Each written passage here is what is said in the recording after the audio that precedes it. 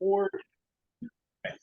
So that's one thing that we can all be thinking about as we listen to the speakers tonight. What lessons does Argentina hold for those of us in the United States? What lessons does it suggest about how we might resist the far right or the hard right here in the United States? All right, I will turn it over now to Graciela Monteagudo, who I believe is going to be introducing the speakers. Graciela.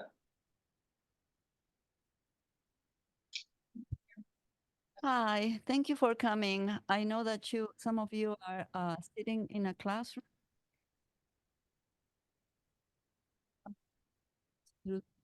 Thank you for that.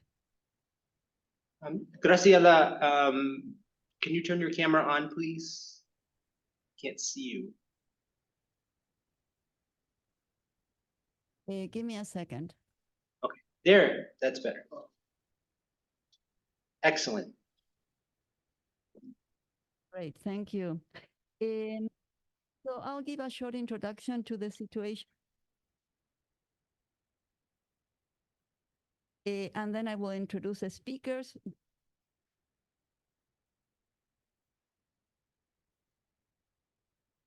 As you know, Javier Milei won the elections recently. And very quickly, the country plunged into deep poverty.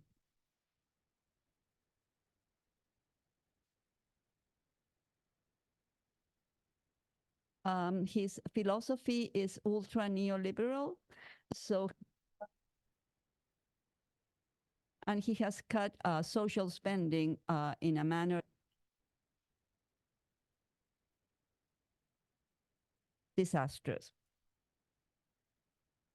We have now over 60% of the population under the poverty line.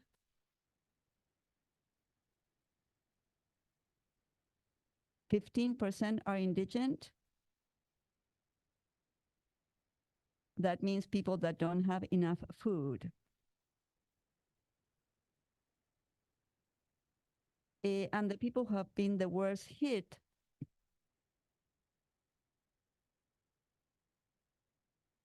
have been women, sexual dissidents, and retirees.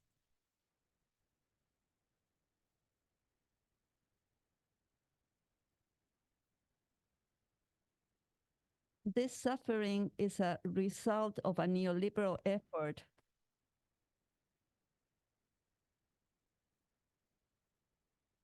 to force Argentina to comply with the payment of a fraudulent external debt.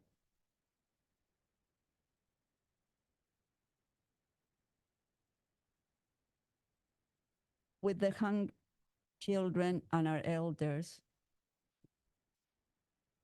with the hunger of our children. But Argentina has a long history of struggle against oppression.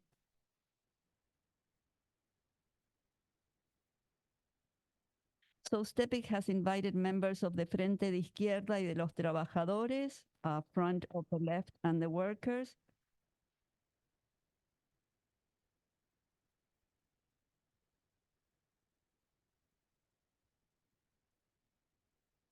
to share their experiences fighting the hard right here.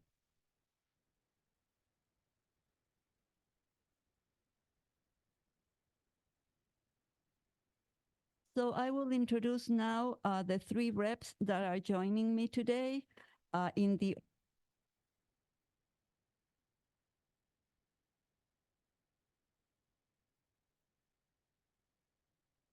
Cristian Castillo or Chipi Castillo, National Deputy of the PTS for the province of Buenos Aires in 2023. He's a sociologist and university professor at the Universidad de Buenos Aires.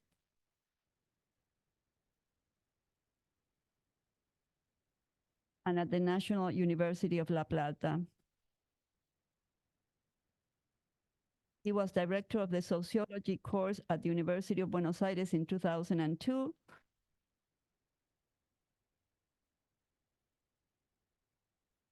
And he was a candidate for vice president for the Left Front in 2011.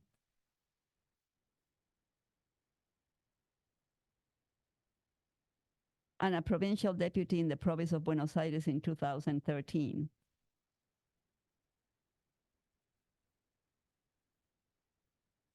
Miriam Bregman, national deputy of the PTS. He's a lawyer in trials against humanity. He's also a lawyer for recovered factories and for different sectors of workers.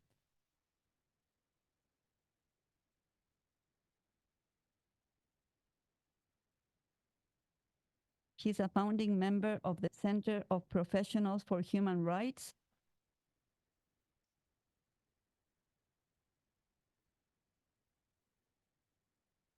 And a reference for the feminist movement and the fight for legal, safe, and free abortion.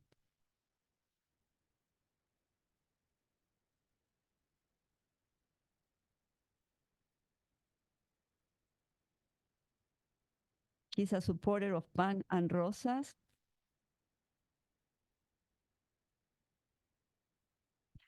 And a legislator, and was a legislator for the autonomous city of Buenos Aires. Finally, he was a presidential candidate in 2023.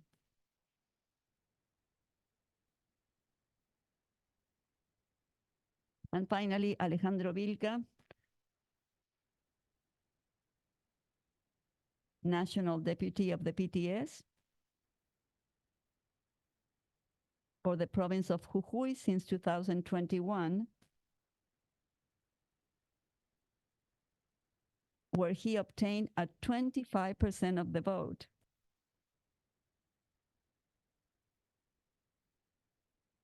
He was previously a provincial deputy.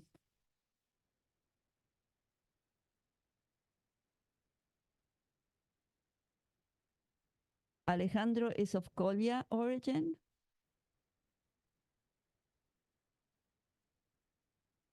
He's a municipal waste collection worker.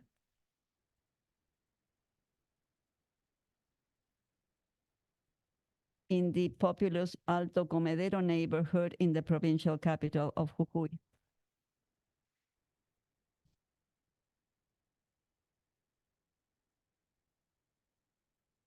So without further ado, I'll let speak now.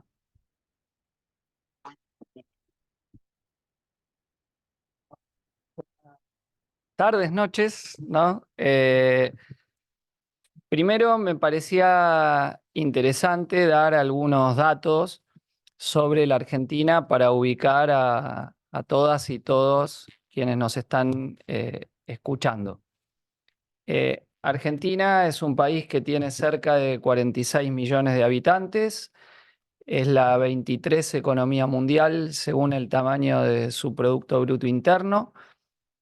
Caemos en el ranking al puesto 64 si vamos al PBI per cápita.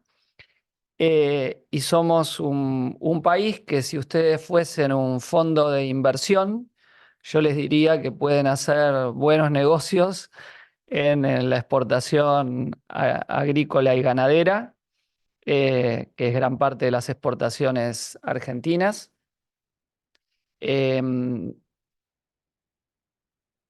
Porque está para español.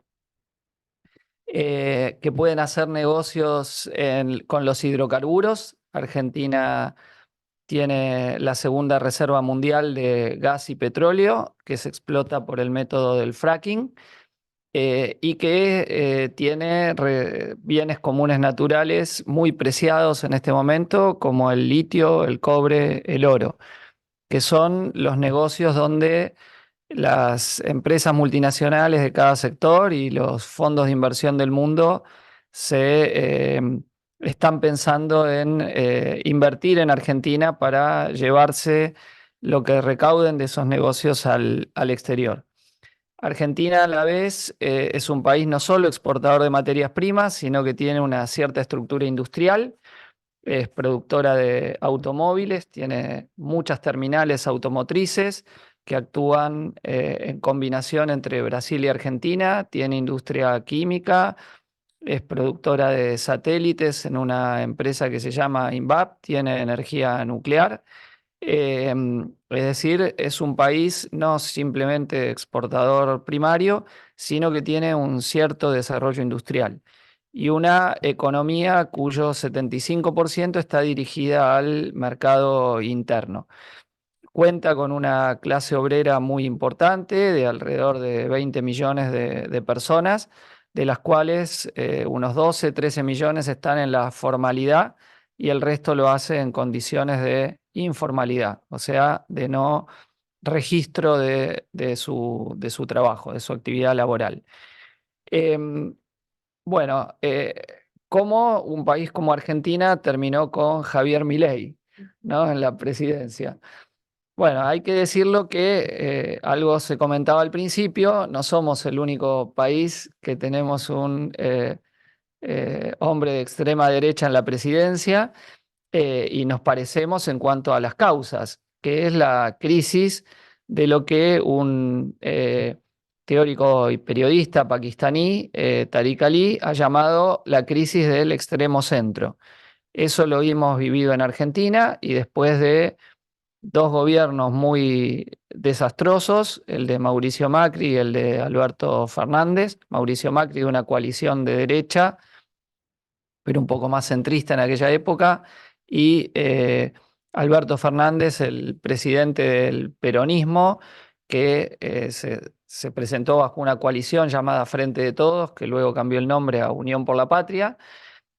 También hizo un gobierno muy malo y el descontento de la población fue canalizado por un gobierno de extrema derecha, aunque no solo eso lo explica, ¿no? También cómo fue procesada internamente la pandemia, la influencia de los grandes medios de comunicación, donde el líder de la extrema derecha estaba prácticamente todos los días dando reportajes y con un periodismo cómplice, cierto apoyo que tuvo de las redes internacionales de la extrema derecha en el uso de las redes sociales.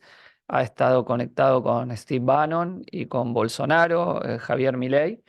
Fue muy promocionado desde los grandes medios y desde el poder económico, y también porque las dos fuerzas políticas que antes eran mayoritarias, por sus propios intereses, lo inflaron, ¿no? O lo empujaron, lo favorecieron, lo impulsaron. Una coalición de derecha que hoy ya no existe más, pero que existía hasta la última elección, llamada Juntos por el Cambio, para correr el escenario político a la derecha y que se empiecen a debatir ciertos temas más abiertamente, de ataque a los derechos de las mujeres, a los derechos de los trabajadores, y planteos como dolarizar la economía o abrirla completamente, y el gobierno peronista para dividir los votos de la derecha. Entonces, Javier Milei tuvo muchas condiciones favorables para finalmente terminar en la presidencia de la nación.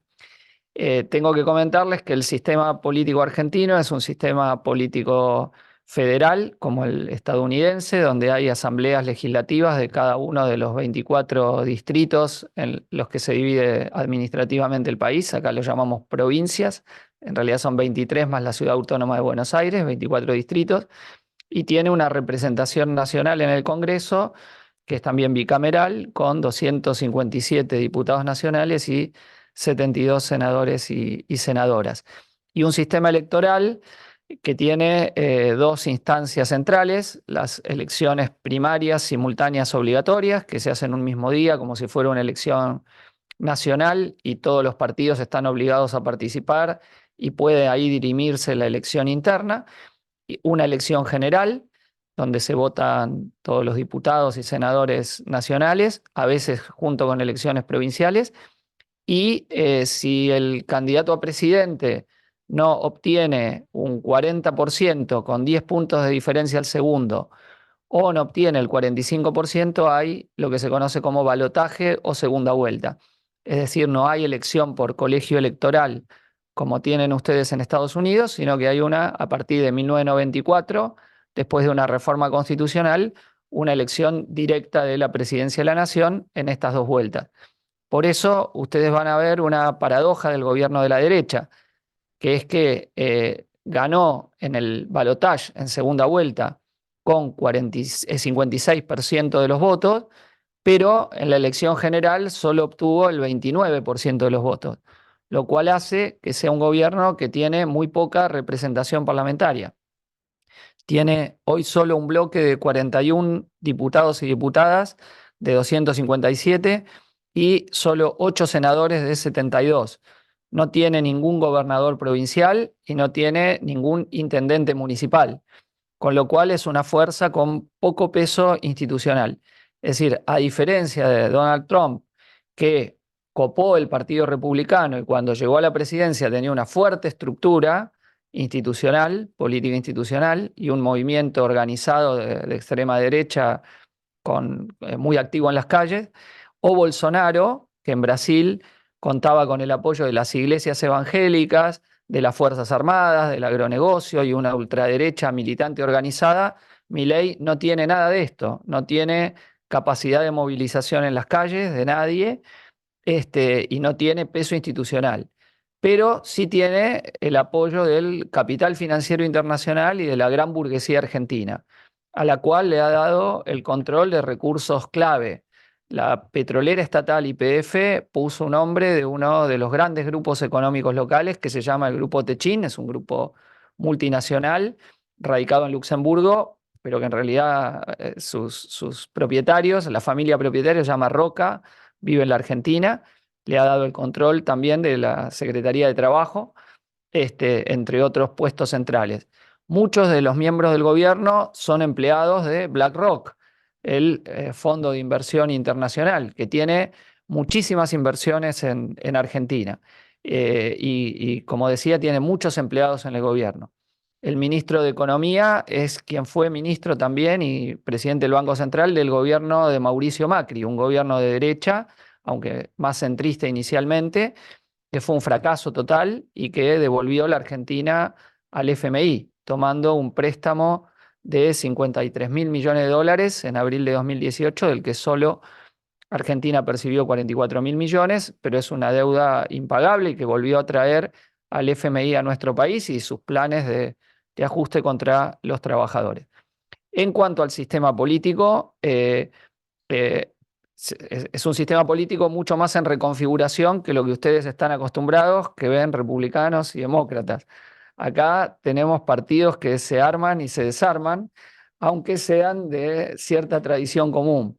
Es decir, hay un partido que es el peronismo como movimiento político que ha encabezado distintos frentes, surgido en el año 1945, llegado a la presidencia por primera vez en 1946 con el general Juan Domingo Perón, originalmente nacionalista, que estuvo proscripto durante 18 años, entre 1955 y 1973, y que tiene distintas oscilaciones. Es decir, es el partido que fue primero nacionalista, pero luego fue el partido de las reformas neoliberales con el presidente Carlos Saúl Menem, que es fuertemente elogiado por Javier Milei, y es el partido que después pasó a tener un discurso progresista con Néstor y Cristina Kirchner, y que ocupó de los 16 de los últimos 20 años de la política nacional, tuvo el gobierno.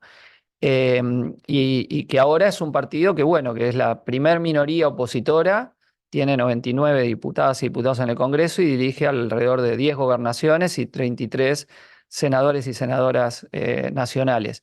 Pero es un movimiento que tiene de todo, que es una confederación de partidos provinciales y tiene de sectores neoliberales hasta sectores que se dicen progresistas y latinoamericanistas.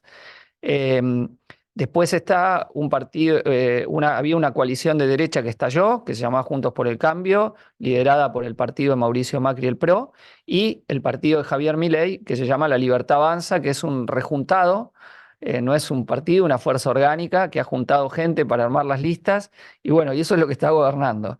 O sea, es un gobierno que, insisto, es estructuralmente muy débil y que su principal fortaleza es la elección, la votación que sacó en el balotaje y luego el apoyo del núcleo de la clase dominante. Y que una gran parte del resto de los referentes políticos está de acuerdo con rendirse ante el capital más concentrado, ¿no? Esa es parte de la fortaleza de Milei. Nosotros, la izquierda, somos un frente de 4 partidos: el Frente de Izquierda de los Trabajadores Unidad, el PTS, que integramos nosotros, el Partido Obrero, Izquierda Socialista y el Movimiento Socialista de los Trabajadores, todos partidos que nos reivindicamos de la izquierda revolucionaria y socialista, anticapitalistas, de origen trotskista, que nos planteamos no una reforma del capitalismo, sino una salida verdaderamente socialista. En este momento tenemos 5 diputados y diputadas nacionales, 4 somos del PTS. Falta aquí nada más que Nicolás del Caño, que está en una actividad de un corte que están haciendo trabajadores despedidos en este momento, y Romina del Pla, que es del Partido Obrero. Y tenemos varios representantes en las legislaturas locales. Somos una coalición política, el Frente de Izquierda de los Trabajadores, que data del año 2011, se ha mantenido hasta el día de la fecha, y bueno, y tiene una presencia activa en la vida política nacional. Fuimos las y los organizadores de las movilizaciones contra el acuerdo con el FMI que firmó el gobierno peronista anterior. Y tenemos, bueno, una inserción en los sindicatos, en la clase trabajadora, en el movimiento estudiantil, en el movimiento de mujeres, y ustedes nos van a ver acompañando cada lucha de las y los trabajadores. Finalmente, comentar que ni bien asumió el gobierno de la extrema derecha, el gobierno de Milei, la izquierda impulsó la primera gran movilización el 20 de diciembre, desafiando lo que es acá se llama un protocolo represivo que limita las movilizaciones populares y quiere que solo se puedan hacer por las veredas de las calles, que no se puedan hacer por las calles. Bueno, marchamos igual por las calles ese 20 de diciembre. Luego hubo lo que acá se llaman cacerolazos, la gente salió a golpear cacerolas cuando anunció un decreto de necesidad y urgencia que tenía como 300 artículos. El gobierno intenta, como tiene débil presencia parlamentaria, gobernar por decreto, pero no le está siendo tan fácil. En el Parlamento, en 3 meses que lleva el gobierno de Milei, no ha logrado aprobar ninguna ley. Pero, a pesar de eso, es un gobierno que, como bien decía Graciela, está llevando adelante un ataque generalizado contra la clase trabajadora. Ha devaluado la moneda en un 120%, y desde que asumió la inflación fue un mes 25%, diciembre; enero 20%, 13% marzo. O sea, sumen ustedes lo que ha sido el trimestre del terror, donde hemos tenido el mayor desplome en la historia de los salarios, y el gobierno que se jacta de haber llevado la economía a un déficit cero, lo hizo sobre la pérdida del valor de las jubilaciones. Bueno, esto ha sido enfrentado en las calles con un paro general el 24 de enero, con numerosas movilizaciones parciales, pero todavía no ha alcanzado para lograr frenar esta política económica profundamente antiobrera y antipopular, que solo favorece los intereses económicos de las grandes corporaciones. Y sí, una última distinción que quería hacer, que a diferencia de la extrema derecha de los países como Estados Unidos o como Italia u otros, no tiene una política proteccionista económicamente, sino que es aperturista y desregulacionista. Es decir, está a favor de la entrada del capital de las grandes metrópolis, de los países que nosotros denominamos imperialistas, en el control de la economía local, ¿no? Eso es importante porque es una diferencia que tiene con otros gobiernos de la extrema derecha. Y que no es el primer experimento que tenemos de políticas neoliberales, tuvimos varias en la historia: gobierno de Onganía en 1966, la dictadura militar de 1976 llevó adelante gran parte de la política neoliberal, el gobierno peronista de Carlos Menem en la década de los 90, que privatizó todas las empresas del sector público, y finalmente el gobierno de Mauricio Macri. Entonces estamos ante un nuevo experimento que tiene un poco de cada uno del punto de vista económico, pero que bueno, tiene menor poder del punto de vista institucional, aunque gran aporte del sostenimiento por el momento de los núcleos centrales de las clases dominantes. en los ataques de gobierno. También se cuenta la universidad, como decía Graciela cuando me presentó, yo soy profesor universitario. Argentina tiene una red muy importante de universidades públicas. El 75% de los estudiantes universitarios va a universidades públicas, que son gratuitas y de libre ingreso en todo el país, y Milei las está ahogando económicamente, por lo cual ya empieza a haber organización y lucha en muchas universidades.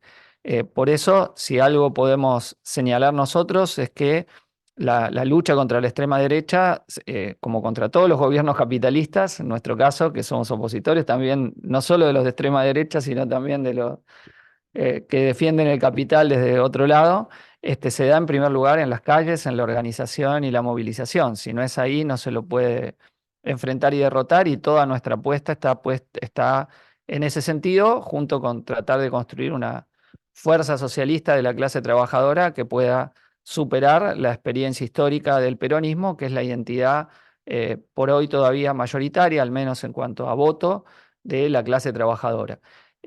Así que bueno, yo paro acá para esta primera introducción, le dejo a Miriam ahora, y bueno, después sale y después estamos abiertos a preguntas. Bueno, muchas gracias, buenas tardes. Yo soy Miriam Bregman, fui candidata a presidente en una fórmula que integré con el otro compañero diputado que hoy no puede estar, que es Nicolás del Caño, en las 5 fórmulas a presidente que hubo en nuestro país. 2 del peronismo, 2 de la derecha más tradicional, junto con Javier Milei y Juntos por el Cambio, que hablaba recién Cristian Castillo, y una fórmula de izquierda. Esa fórmula de izquierda fue encabezada por primera vez por una mujer, que es mi caso, y me acompañó Nicolás del Caño en la fórmula. Para continuar con lo que planteaba recién Cristian, pensaba relacionarlo a algunos de los aspectos de militancia que llevo cotidianamente, que no son particularmente míos, sino que son de la izquierda y de las mujeres de la izquierda en particular. Hay 3 aspectos que este gobierno ataca particularmente, y en esos 3 ámbitos me encuentra en una militancia activa desde hace muchos años. Yo hace muchos años que soy militante del PTS y también militante, en primer lugar, de la lucha contra la impunidad en nuestro país, de la lucha por los derechos humanos, y ese es uno de los ámbitos en que Javier Milei despliega gran parte de su política, tratando de reescribir la historia de nuestro país. Él toma, como decía Cristian, por ahí no tiene una fuerza militante organizada, no tiene gobernadores, no tiene un partido político fuerte atrás, llegó al gobierno producto de alianzas, centralmente con distintos partidos provinciales y otras fuerzas, pero sí toma de la derecha tradicional muchas de sus ideas, de sus banderas, las conjuga todas en su propia fuerza política, La Libertad Avanza, y en esas banderas que toma, una de las primeras y muy significativas que hicieron que elija para su fórmula presidencial a Victoria Villarruel, una vicepresidenta muy identificada con la impunidad de los genocidas, de los represores que protagonizaron el golpe de Estado en nuestro país.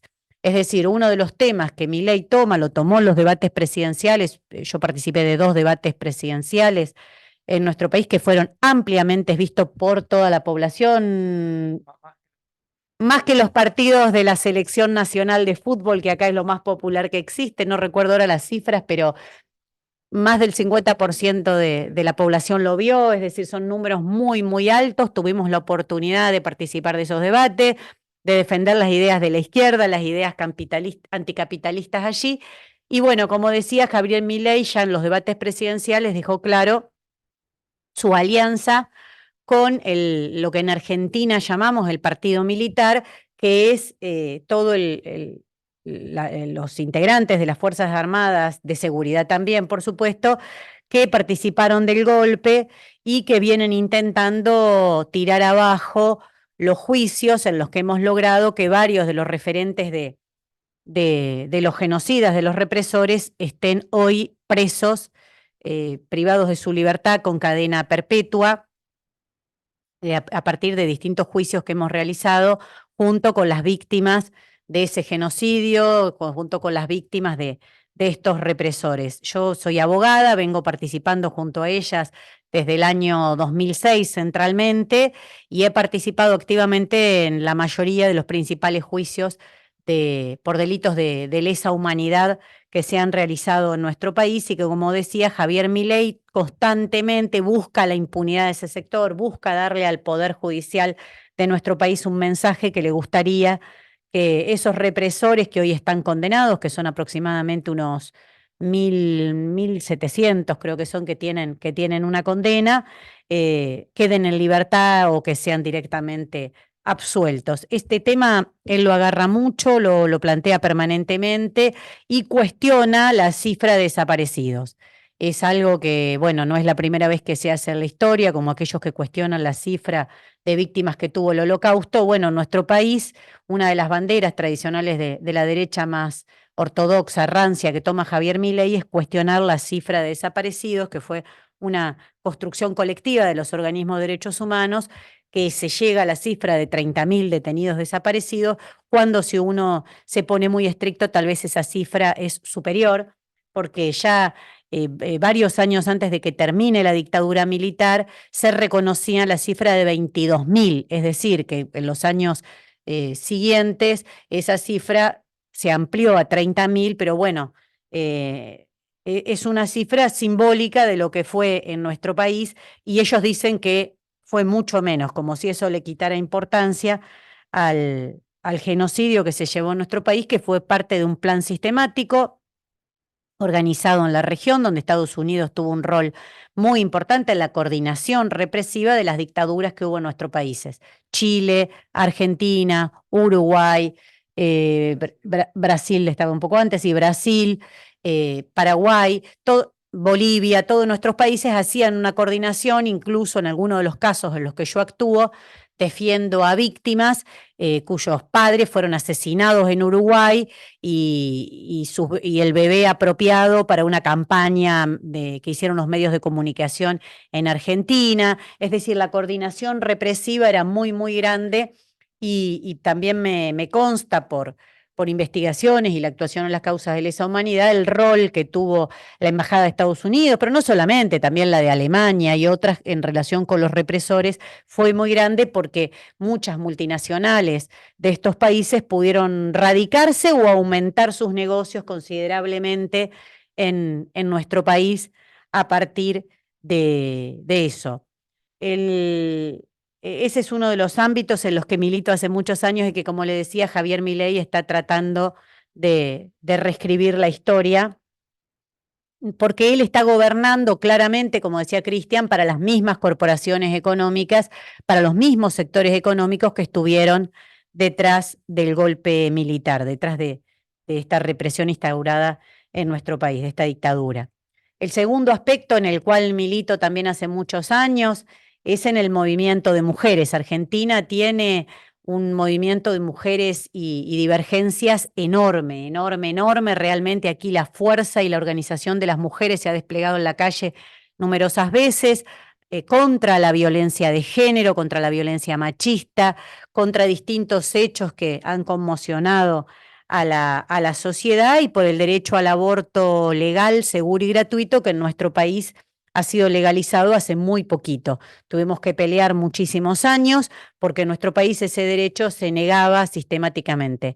La izquierda tiene un lugar ganado en esta pelea porque siempre hizo este planteo, ¿no? Incluso en las campañas electorales, cuando nos decían que esto podía ser, que muchos no nos votaran a partir de esto, la izquierda siempre mantuvo esta exigencia y bueno, en mi caso soy militante de esta causa y lo he planteado también claramente cada vez que hemos tenido la oportunidad. Aquí las campañas electorales tienen mucha presencia en los medios de comunicación, entonces hemos aprovechado eso para difundir la lucha de las mujeres, para difundir la lucha de la diversidad y para reclamar por el derecho al aborto, así como contra la violencia de género. Integro una organización feminista, la organización Pan y Rosas, que tiene presencia en distintos países y que es una organización que nos planteamos desde un feminismo socialista, no solamente feminista en general, sino que planteamos que para terminar con el patriarcado, hay que terminar con este sistema capitalista, que el patriarcado sigue como la sombra del cuerpo a este sistema capitalista, y para explicarlo brevemente, no quiero desarrollar demasiado ahí para no ocupar todo el tiempo, pero bueno, somos feministas socialistas. Y también Milei ataca estas ideas permanentemente. Su movimiento es sumamente patriarcal, lo reivindican, por ejemplo, hace unos días acá se realizó una movilización muy, muy grande, el 8 de marzo, que es un día que las mujeres marchamos tradicionalmente, y ese día aprovechó el gobierno de Javier Milei para retirar de un salón que se llamaba Salón de las Mujeres de la Casa de Gobierno, la Casa Rosada, se retiró esto y se pusieron otras fotos de otros señores, y se retiró el Salón de las Mujeres, y no quedó ninguna mujer en el salón, porque parece que era para próceres de la historia y las mujeres no calificamos ahí para el presidente actual. Él plantea que el derecho al aborto no es tal y que en realidad es un asesinato agravado por el vínculo. Yo tuve también la posibilidad de debatir esto personalmente con él en un debate que se hizo hace 4 años, cuando ambos éramos candidatos, 4 años, ¿no? Candidatos a diputados nacionales por la ciudad de Buenos Aires, por el distrito en el que soy diputada actualmente, diputada nacional. Y bueno, allí se lo pregunté porque él esquivaba bastante este tema, y dando muchos rodeos, muchas vueltas, me reconoció que él opina que defender el derecho al aborto legal, seguro y gratuito es defender un asesinato. Su descripción de las mujeres es bastante menos que la que puede hacer un recipiente o de un envase de cualquier objeto. Y el tercer aspecto en el que Javier Milei se concentra, y que también hace muchos años que milito en eso por ser abogada de trabajadores y trabajadoras, como explicaba Cristian, el gran secreto del plan de Javier Milei, un plan neoliberal, ortodoxo, de ajuste permanente, es atacar los derechos de los trabajadores y las trabajadoras, de jubilados y jubiladas, y realizar un achique de los gastos del Estado, un recorte de los gastos del Estado en todas aquellas áreas muy sensibles. Por ejemplo, los programas que tienen que ver con los derechos de las mujeres, salud, educación, que lo planteó también Cristian, y en las jubilaciones. Es decir, él le recorta a los jubilados y jubiladas de nuestro país las jubilaciones para poner todo ese dinero al servicio del pago de la deuda externa centralmente, que es la gran sangría, el gran problema que tiene nuestro país. Así que también ahí nos chocamos permanentemente. Yo soy abogada de trabajadores y trabajadoras, de comisiones internas, de formas de organización que hay en nuestro país en las fábricas, y también de un proceso que acá es muy característico, muy simbólico de nuestro país, que es el proceso de fábricas recuperadas. Esto es, empresas que cierran, quiebran o despiden masivamente trabajadores, que sus trabajadores las han ocupado y las han puesto a producir sin sus patrones, bajo gestión de los propios trabajadores, dando una muestra de autoorganización, y para nosotros, para nosotras, mostrando en pequeño cómo los trabajadores pueden organizar la producción, mostrándolo en una fábrica, en lugares todavía muy chicos, pero que potencialmente es una idea totalmente subversiva para este sistema capitalista, porque muestra de lo que son capaces los trabajadores sin la bota de sus patrones sobre sus cabezas, sin tener sus patrones y sus gerentes sobre sus cabezas. En una de las empresas más características de ese proceso es la empresa Sanón, que supo ser la empresa más grande productora de cerámicos, de pisos, de azulejos, no sé cómo lo llaman allá, en nuestro país, que al día de hoy sigue produciendo, desde el año 2001 que la ocuparon y la pusieron a producir, y al día de hoy sigue produciendo bajo gestión de sus trabajadores. Yo tengo la posibilidad de ser su abogada en las distintas causas judiciales que involucra todo este proceso de quiebra, de recuperación.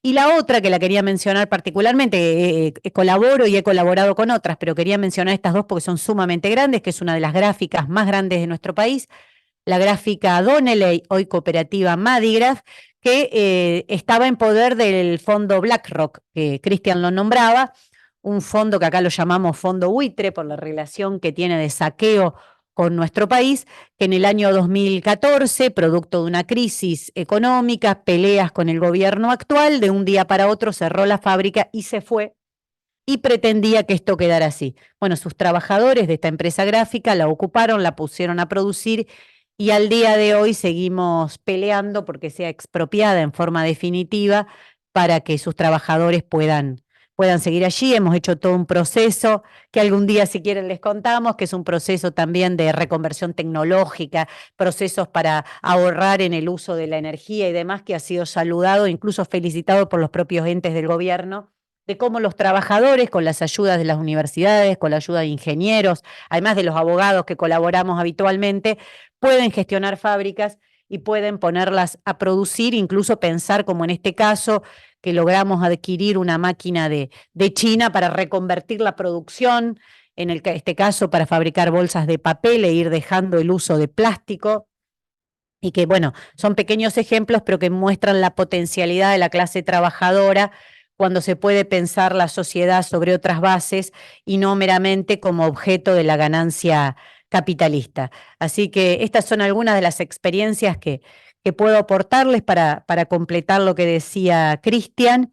Y también destacar que en cada una de estas peleas que damos en el movimiento de mujeres, con trabajadores y trabajadoras, en el movimiento de derechos humanos o libertades civiles, creo que lo llaman ustedes, o acá le decimos libertades democráticas, todas las damos siempre señalando que nosotros, que todas estas peleas las damos por una perspectiva de que gobiernen los trabajadores y las trabajadoras, que nosotros peleamos por el socialismo y eso no lo ocultamos en la campaña electoral, no lo ocultamos en ninguna de las peleas que cotidianamente damos. Solamente para terminar, quiero destacar que el problema del Fondo Monetario es muy importante en nuestro país. Lo mencionó Cristian, lo mencioné yo recién. Es realmente quien dicta los planes económicos, quien dice cuánto debe valer la electricidad, el gas, los servicios públicos en nuestro país, quien está detrás del plan de ajuste de Javier Milei, y que los gobiernos liberales, la derecha, siempre dicen que en la decadencia en la cual se encuentra sumido nuestro país, los índices de pobreza, la falta de alimentación para muchos niños y niñas que señalaba aquí al principio, es culpa de que el Estado gasta mucho, que es un problema, que es un Estado que gasta mucho, que está sobredimensionado. Esa es una de las grandes peleas que tenemos también en este momento, que están despidiendo ahora nos están llegando mensajes permanentemente de muchos despidos de empleos de organismos del Estado, y porque nosotros decimos que la decadencia en la que está sumido nuestro país, sus índices de pobreza, sus índices de trabajo precario, en condiciones de precariedad y demás, tienen que ver con el saqueo que nuestro país es sometido por el Fondo Monetario, por estos fondos buitres y fondos de inversión que hacen sus negocios y fugan las divisas afuera. Las grandes corporaciones que se radican aquí tienen sus ganancias en la Argentina, pero luego se fugan rápidamente esas ganancias al exterior o a paraísos fiscales, y también por el saqueo permanente de los recursos naturales que nosotros llamamos bienes comunes naturales. Así que la anulación de las deudas de nuestros países es una bandera que nos gustaría también compartir con ustedes, ¿no? Una bandera que necesitamos que se extienda por otros países, sobre todo en países como Estados Unidos, con gente solidaria como ustedes que se predispone a escucharnos. Sepan que para nosotros, para nosotras es muy importante que levantemos en común esta demanda de anulación de estas deudas que son ilegales, que son fraudulentas y que nuestro país la pagó 100 veces. Es decir, no es que la deuda externa no se pagó. La deuda se paga, pero es un mecanismo pensado para el sometimiento de los países. Entonces se da la paradoja que cuanto más pagás, más debés. Siempre hay algo que hace que se deba más que antes. Y esto no quiero extenderme ahora, pero se puede demostrar con números. Así que bueno, esto era lo que quería decirles, y que nosotros peleamos al revés y como hacen esos trabajadores en pequeños ejemplos en sus fábricas, porque todos los bienes, todas las riquezas de nuestra sociedad puedan ser puestos en un gobierno de los trabajadores y las trabajadoras al servicio de las necesidades de las mayorías populares, de las mayorías trabajadoras, y planificar la economía sobre otras bases, en una forma democrática, donde todos estos recursos estén puestos, como decía, en en beneficio de toda la sociedad y no de la ganancia de unos pocos, y sabemos que para lograr eso tenemos que superar la irracionalidad de este sistema capitalista, superar al propio sistema capitalista, así que en esa pelea estamos. Bueno, gracias. Buenas tardes.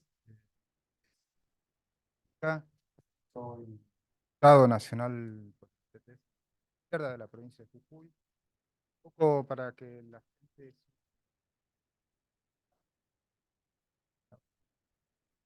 ¿Está bien ahí? Hola, hola. Técnico.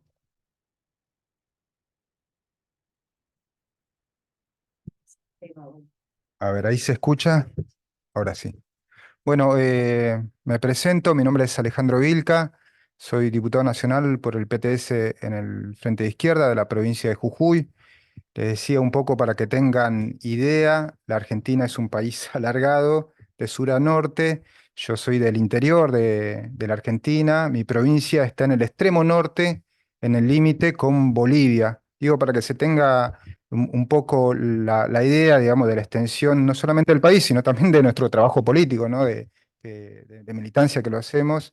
Mi provincia de Jujuy tiene el porcentaje casi un 70%, somos descendientes de pueblos originarios, del pueblo Coya, y tiene una importancia haber llegado a la Cámara, siempre los comento, no solamente digamos, por la militancia que hacemos desde el PTS, de tratar de recuperar una tradición, sino una importancia para la clase trabajadora y los sectores oprimidos.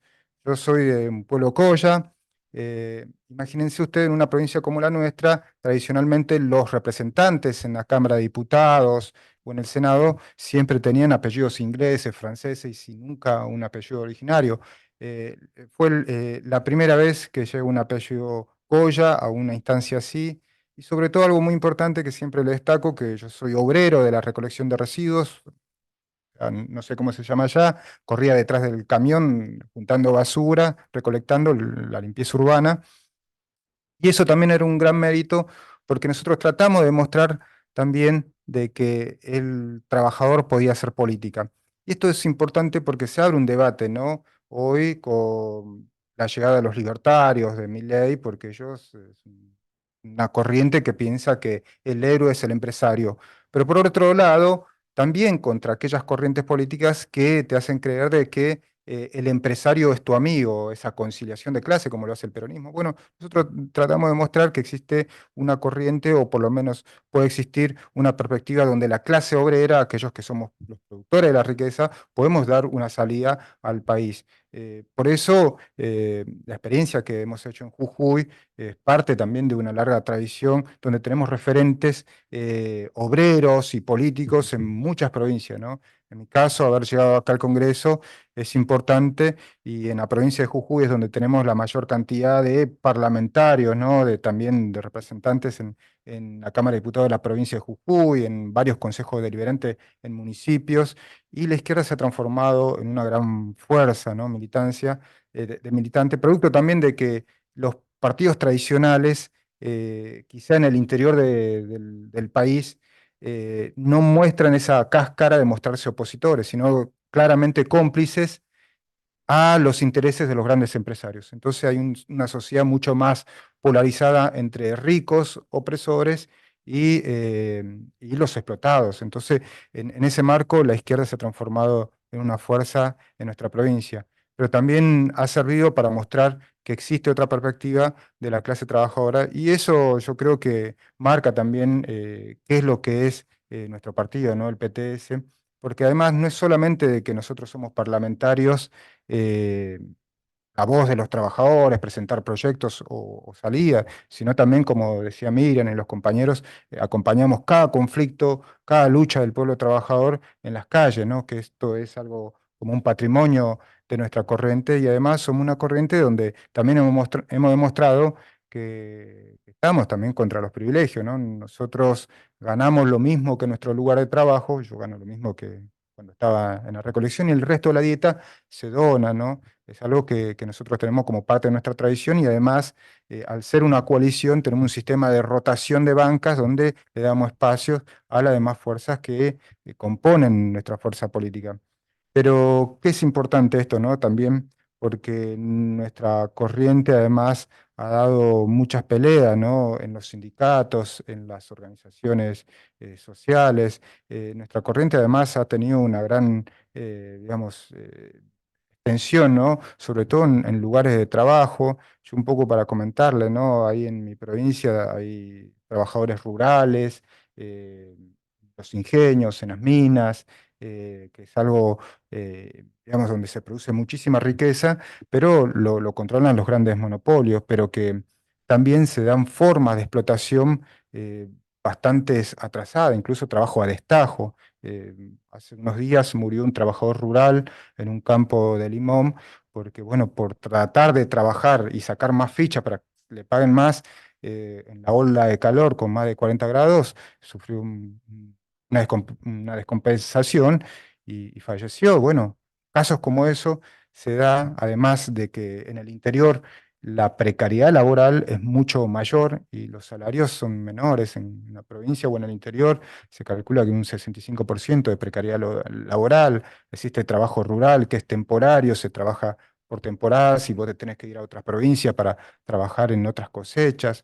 Y algo muy importante, que es que nuestra provincia, que para este gobierno, por lo menos de Javier Milei y la derecha, como para los anteriores, hay algo que nosotros llamamos que es que el consenso extractivista. Consenso entre todos los partidos burgueses, tradicionales como empresariales, de saquear nuestros bienes comunes, ¿no?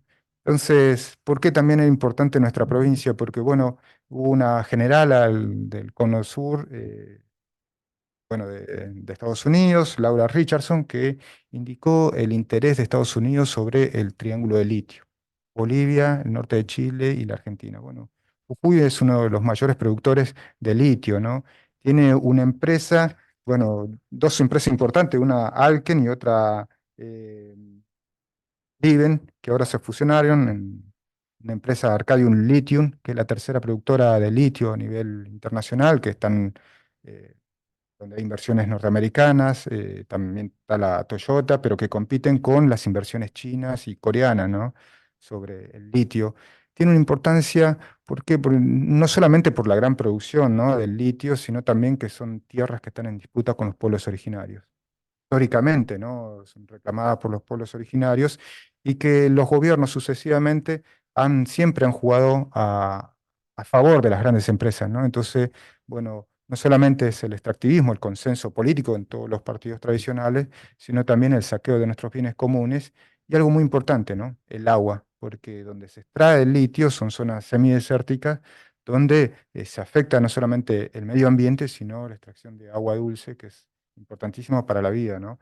Esto ha producido una gran lucha el pasado año por el intento del gobierno provincial de prohibir el derecho a la protesta, formando la constitución provincial, y eso ha producido de que los pueblos originarios salgan a cuestionar la propiedad bueno, solamente el derecho a la protesta, sino también del litio, ¿no? Que le pertenece. Además, es una provincia minera donde se han descubierto otros yacimientos de tierras raras, uranio.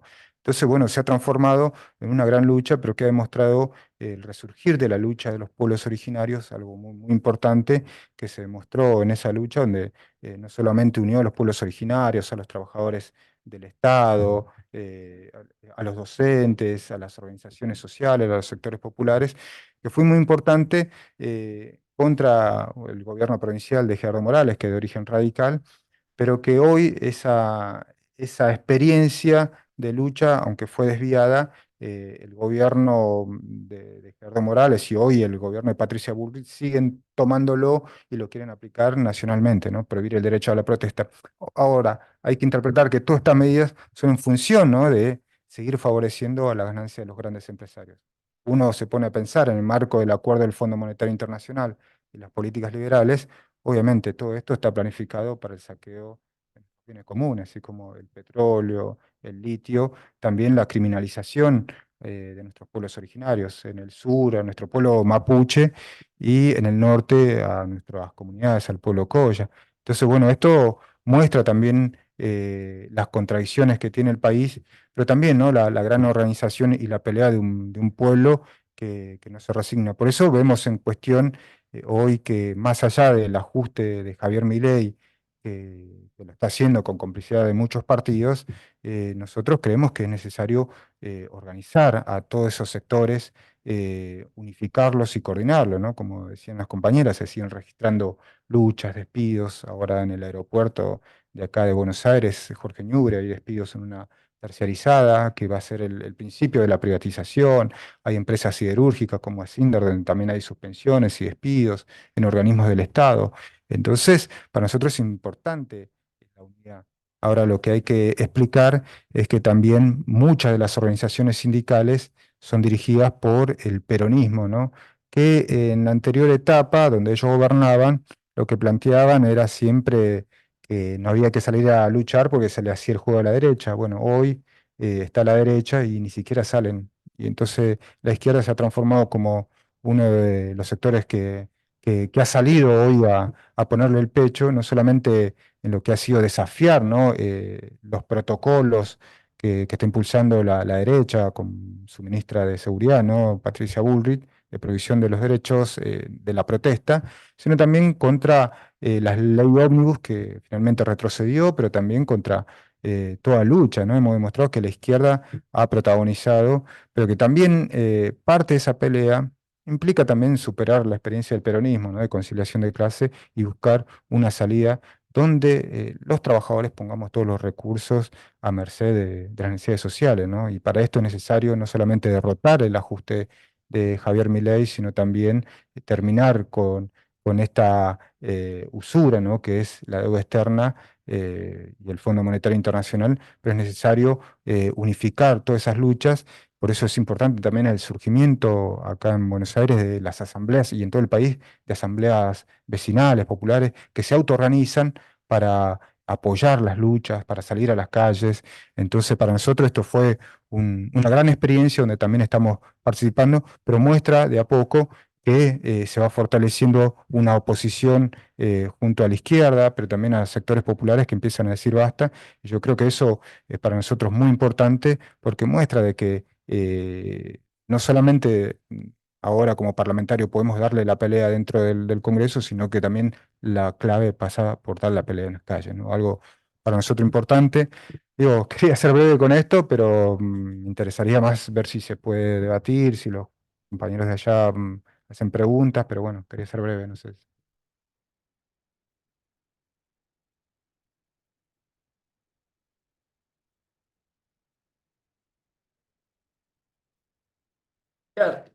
Peter.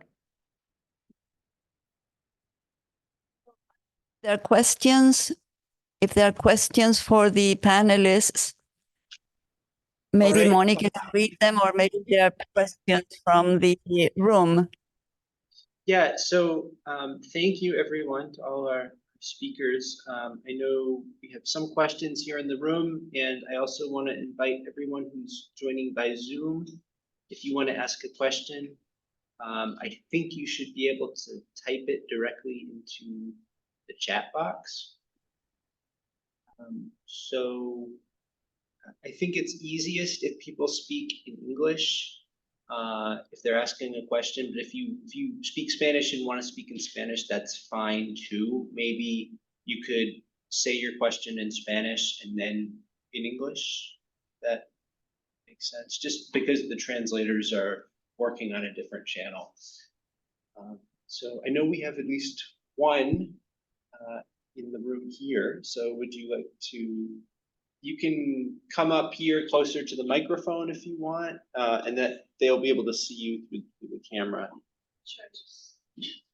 Yeah, if you come down to the space, this is the camera and this is the mic. So Should I say the question in English first, or should I? either way. Okay. Hola, ¿me escuchan? Yes. Sí, ok. reportó no solamente a nivel nacional, sino también a nivel internacional que hubo un ataque. Espera un momento, para la intérprete, no necesitamos en este momento la interpretación porque el estudiante aquí va a interpretar sus propias palabras en inglés después. ¿Está bien? Bueno, se reportó a nivel internacional que hubo un ataque a una mujer que forma parte de la organización Hijos, que tengo entendido que es una organización que advoca por los derechos de los hijos de las personas que fueron desaparecidos, parte del genocidio de la dictadura en los 70, y que dejaron un mensaje en la pared que implica que fue ese ataque de los dos hombres contra esa mujer, ese ataque físico y se reportó que también fue sexual, fue hecho en nombre de la libertad, implicando que tiene que ver con el partido de Milei, el partido que está en la presidencia ahora mismo. Entonces quería saber si ustedes, ¿cuál es su opinión de qué demuestra esto, qué dice esto de que el pueblo está haciendo ataques a las políticas feministas en nombre del gobierno? ¿Qué indica qué va a pasar por el resto de la presidencia de Milei? ¿Qué va a pasar con las políticas feministas como el aborto, que fue muy reciente, que se legalizó y que parece que está siendo atacado por las personas que apoyan el gobierno de Milei? Sí, por favor. Bueno, respondo yo. Espera un momento, por favor, que va a interpretar al Bueno, inglés. bueno. So I just asked, there was a woman two men, the woman is a member of an organization that advocates for the children of the people who disappeared during the dictatorship of the 70s, the people who were part of the genocide. And because she was advocating for that, two men broke into her home, and it was reported that she was physically and sexually assaulted, and that she was threatened because of the work that she does advocating for socialism, and advocating for herself and for recognizing that genocide. And I was just asking, like, because the men who attacked her left a message on the wall that implied that they were doing it in the name of the president, in the name of the government that's in power right now. So I was just asking them, like, what does that mean, that people are doing these acts of violence against women? And what does that mean for the feminist politics of the country from now on, during Milei's presidency and under his power, because the people who advocate for themselves are being attacked in the name of them, and he doesn't seem to come forward against that. That's basically what I'm saying. Thank you. I'm gonna take a seat. Okay. Thank you.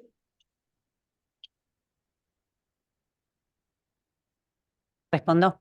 Bueno, sí, son dos temas que por supuesto nos preocupan mucho con relación al ataque a la militante de la agrupación Hijos, que es, como bien decía quien exponía recién, es una militante de una agrupación de derechos humanos de nuestro país, constituida por hijos de quienes fueron detenidos, secuestrados, torturados en la dictadura militar. Se dio en los días previos del 24 de marzo. El 24 de marzo es la fecha más simbólica en nuestro país de repudio del golpe militar, y en los días previos a esto se dio este ataque, dejando una leyenda en una pared donde utilizaban las siglas del partido de gobierno. ¿Cuánta relación tiene o no con el gobierno? Se tendrá que investigar, se tendrá que averiguar, pero lo que es evidente es que quienes realizaron este ataque en el domicilio particular de esta militante se identifican con la idea del gobierno, un gobierno que promueve habitualmente este tipo de ataques. En el caso de Nicolás del Caño y en el mío propio lo hemos sufrido, quien es un diputado que integra la fuerza de gobierno, diputado igual que nosotros, que preside una de las principales comisiones de la Cámara de Diputados que integramos, va a los programas de televisión pidiendo cárcel o bala para nosotros, es decir, o que nos encarcelen o que nos peguen un tiro. Esa es la brutalidad del discurso que tiene hoy la fuerza de gobierno y bueno, la izquierda también es particularmente centro de todos esos ataques. Así que en el caso de esta militante, Sabrina es su nombre, nosotros por supuesto acompañamos la denuncia, la repudiamos y exigimos al Estado que se investigue rápidamente qué es lo que pasó, ya que como indica la propia agrupación Hijos, hay testigos y demás que podrían aportar datos para identificar a estas personas, que como digo, yo lo enmarco en un clima que querían crear para un 24 de marzo, que sabían que iba a ser masivo. Fue una de las movilizaciones más grandes que se han dado en nuestro país, en la ciudad de Buenos Aires, en la ciudad de La Plata, en Córdoba, en Neuquén, es decir, en todas las provincias de nuestro país. Hubo movilizaciones y fueron muy, muy grandes de repudio al golpe militar porque se conjuga con el rechazo a este gobierno que niega los crímenes de esa dictadura.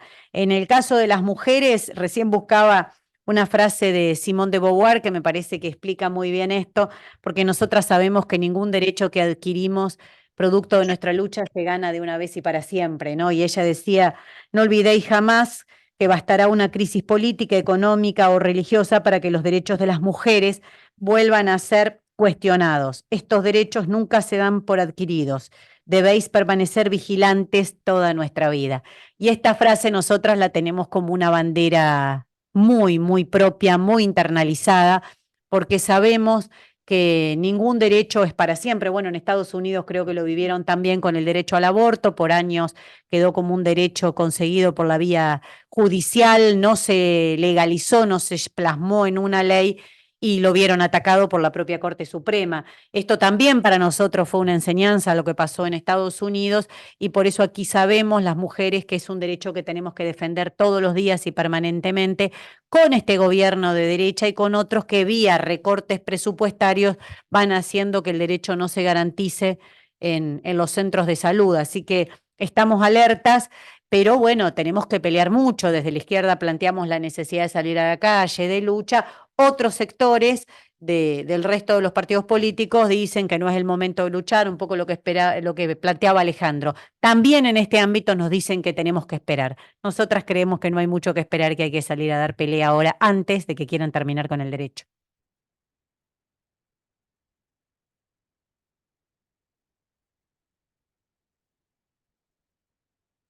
Are there questions from the floor or questions that people can read? One more time, Graciela.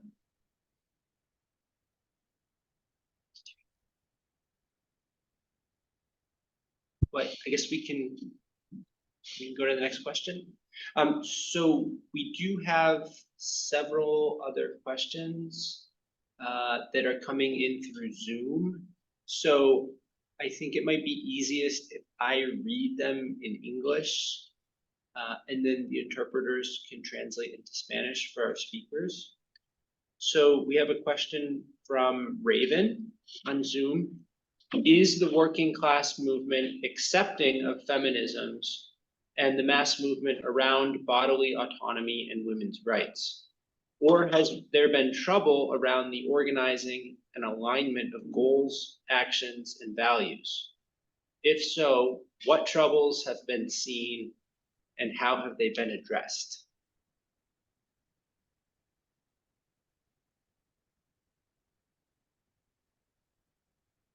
We didn't quite get the question. What kind of rights is Raven referencing? Is the working class movement accepting of feminism and women's rights? Rights about bodily autonomy, reproductive rights, or is there tension within the left and within the working class movement about feminism? I think that's the essence of the question. No, en los últimos años no, porque el movimiento de mujeres está integrado por numerosas trabajadoras también. Por supuesto que siempre hay sectores que representan valores más conservadores, más machistas, que tienden a defender sus derechos, y sobre eso trabajó mucho Javier Milei. Esos sectores votaron mayoritariamente a Javier Milei, incluso de sectores de trabajadores, pero la verdad es que no hay una tensión permanente entre el movimiento de mujeres y de los trabajadores, porque es un movimiento muy masivo, muy popular el nuestro, y por ende está conformado también por amplios sectores de mujeres trabajadoras, y todo lo que ha sido la lucha por el aborto, contra la violencia de género, se fue como hilvanando, se fue atando una a la otra y constituye una pelea común en nuestro país. Los sectores de las iglesias han intentado muchas veces trabajar sobre esos sectores de trabajadores y trabajadoras, diciendo que los derechos que reclamábamos eran reclamos de la izquierda o de sectores más acomodados de la sociedad, pero esto no caló profundamente, y en las movilizaciones de mujeres se ve una amplia representación social, como se vio este 8 de marzo. Y los sindicatos aquí incluso han llamado a paro, Claro. por el derecho al aborto, por los derechos de las mujeres, contra la violencia de género. Es decir, es una pelea que hemos avanzado mucho en la conciencia social.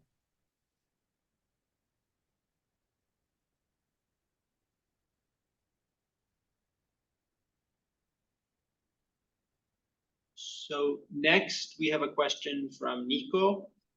It's in Spanish. I can read it in English. It's a little bit awkward to have it retranslated back into Spanish.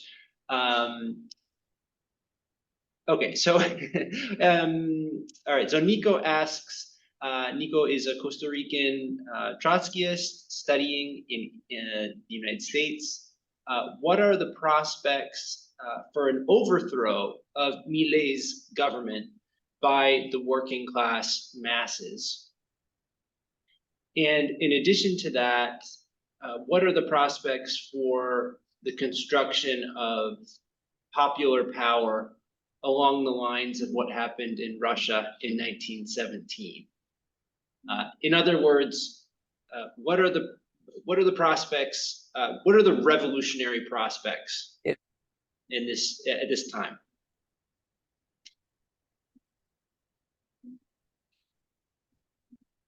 Bueno, a ver, la situación está abierta, o sea, no es que hay una única respuesta, es un escenario alternativo, dependerá de lo que dé la lucha de clases en nuestro país.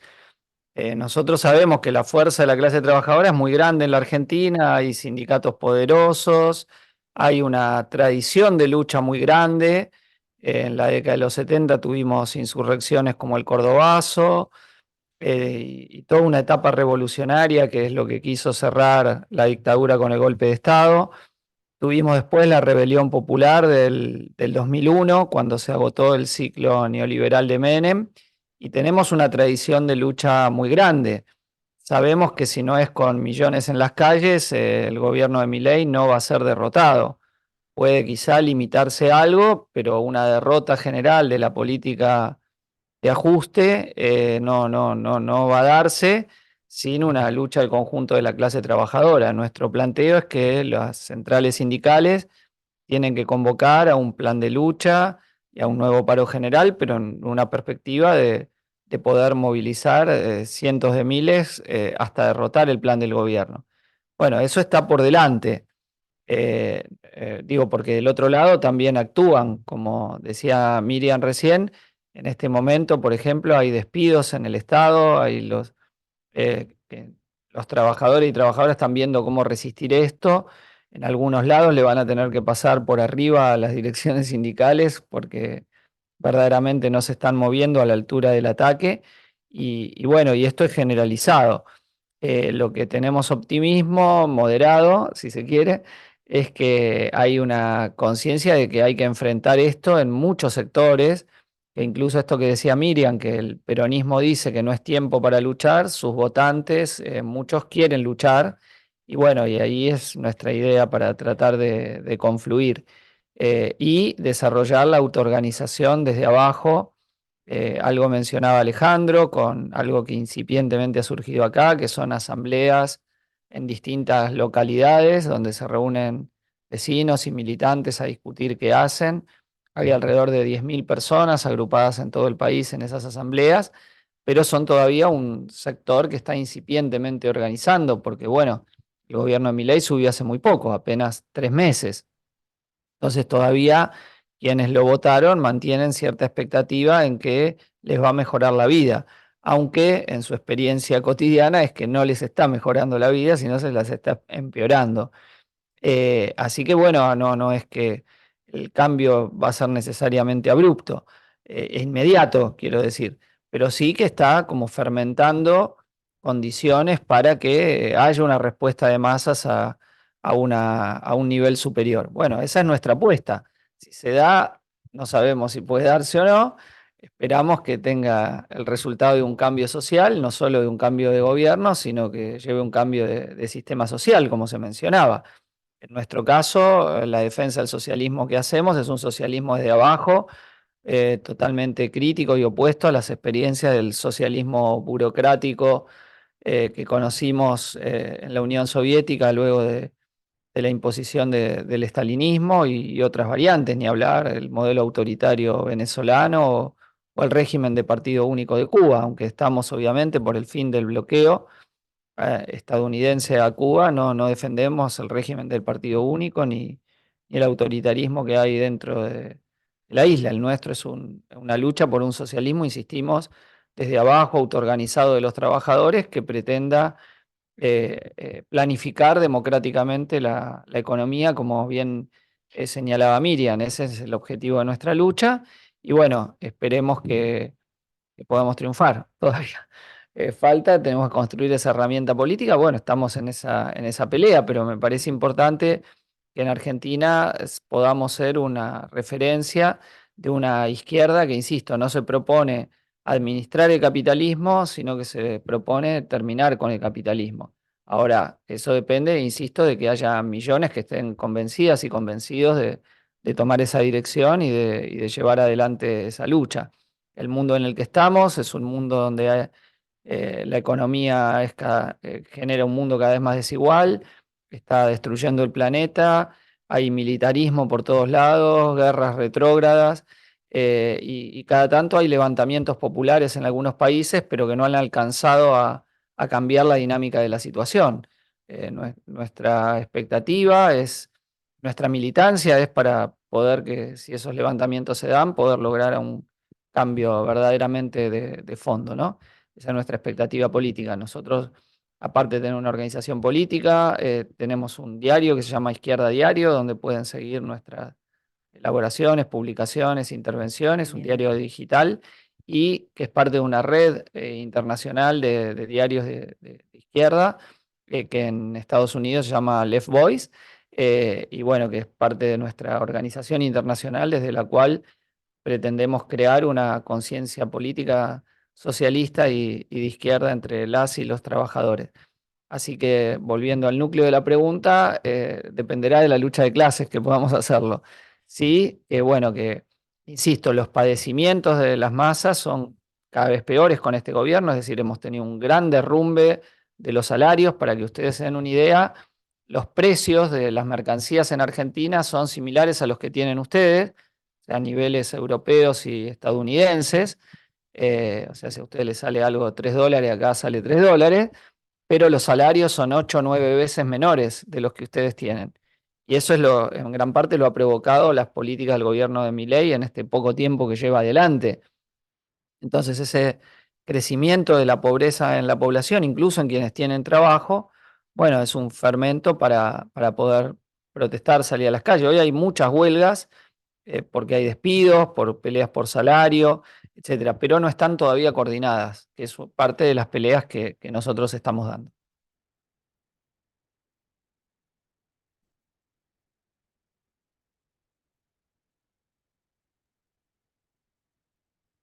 Excellent. Thank you. So we are getting some great questions and some great answers. I have a list of about 5 people who are in the list to ask questions. So if you are asking a question through Zoom, I am seeing them and I will ask them. We have one other person here in the room as well. So I'm going to advance through this list in the order that they have come in. So first we have a comment and question from Elif. I'm not sure if I'm pronouncing your name right. Elif says, Erdogan in Turkey sadly hijacked the parliament. So it does not mean a lot for opposition to be in the parliament anymore, as he now rules with presidential decrees, while at the same time imprisoning the opposition. What is the strength of the parliament and parliamentary opposition in Argentina right now?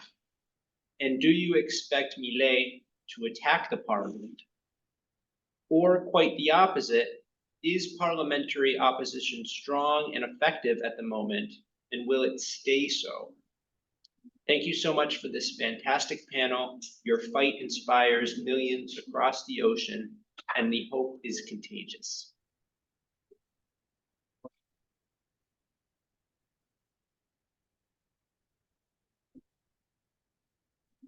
Bueno, sobre el Parlamento, como les decía, tiene dos cámaras. El Senado, 72 senadores, que son 3 por cada una de las provincias, y 257 diputados y diputadas, que depende de la proporción según el tamaño de cada provincia.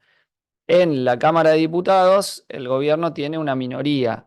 A los 41 que tiene se le suman unos 34 que tiene el partido del expresidente Mauricio Macri, o sea, 75. Eso es menos de un tercio directo. La izquierda tenemos 5, el peronismo tiene 99, que somos, digamos, los que más nos oponemos a las medidas que ahora propone el gobierno. Y hay un sector intermedio que en algunas cosas le quiere votar cosas al gobierno, pero que todavía no ha podido.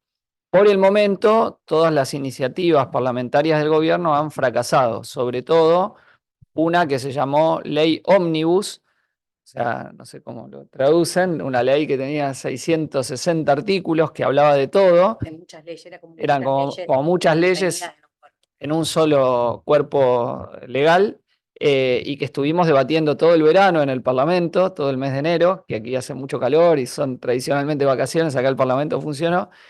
Y finalmente fue rechazada esa ley, no fue aprobada. O sea, había sido aprobado en general, se empezaba a caer en la votación en particular y el gobierno tuvo que retirarla. Que era, por ejemplo, para privatizar todas las empresas públicas, para modificar la ley de hidrocarburos para favorecer a las petroleras, para que el gobierno pudiese gobernar más por decreto, darle facultades para gobernar por decreto, pero esa ley se cayó. Entonces el gobierno sufrió una derrota parlamentaria importante. No es, a ver, el gobierno va a tratar de gobernar más por decreto y otras cosas va a tratar de hacer acuerdos con los sectores intermedios para tratar de sacar algunas leyes. Veremos si pueden o no, dependerá también de la presión social y las movilizaciones que se den. Mientras se discutió la ley Ómnibus, por ejemplo, acá hubo movilizaciones todos los días, reprimidas afuera del Congreso, impulsadas por las asambleas barriales y por la izquierda. Y bueno, hubo heridos de balas de goma, un compañero nuestro le tiraron en el ojo y hoy está sin capacidad de visión, un compañero abogado, asesor de nuestra banca. Hubo más de 300 heridos de balas de goma, entre ellos muchas y muchos periodistas. Yo mismo leí en la Cámara de Diputados la lista de periodistas que habían sido heridos por los balazos de goma del gobierno durante la represión y el tratamiento de esa ley. Así que es probable que tengamos una combinación de intentos de decretos más intentos de sacar leyes.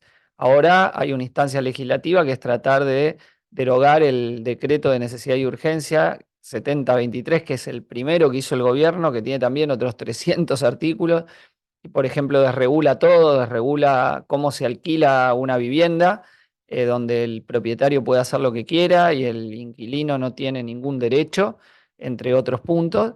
En Argentina hay un mecanismo constitucional que un decreto para ser rechazado necesita que tanto el Senado como la Cámara de Diputados lo rechace. Con que una sola Cámara lo apruebe, vale. O si no lo trata, vale. Es una ley muy favorable a aprobar los decretos.